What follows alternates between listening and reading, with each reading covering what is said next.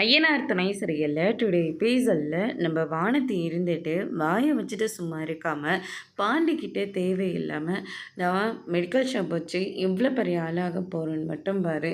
இதே தெருவில் 2-3 medical shop நான் ஓப்பன் பண்ணி தான் போகிறேன் அப்படின்ற மாதிரி சவாலோடு அங்கேருந்து கிளம்புறாங்க.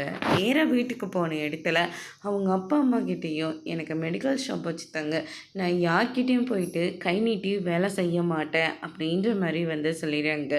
உன்னை இவ்வளோ தூரம் படிக்க வச்சதே ரொம்ப பெரிய விஷயம். இதுக்கு நடுவில் மெடிக்கல் ஷாப்லாம் எங்கே அப்படின்ற மாதிரி அவங்க அப்பா சொல்லிடுறாங்க.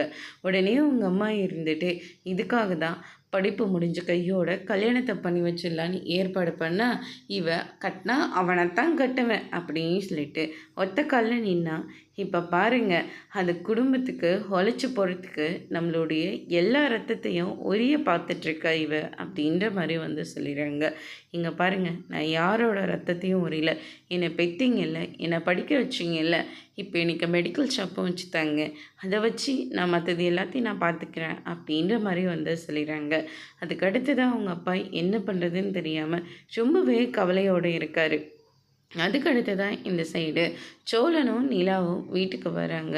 வீட்டுக்கு பார்த்தா ஏசியெல்லாம் இருக்குது. நிலா அதை பார்த்தோன்னே பயங்கரமாக ஷோக் ஆகுறாங்க.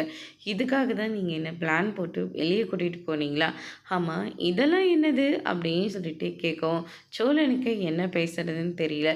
அதோடு இன்னைக்கான ப்ரோமோ முடிச்சிருக்காங்க.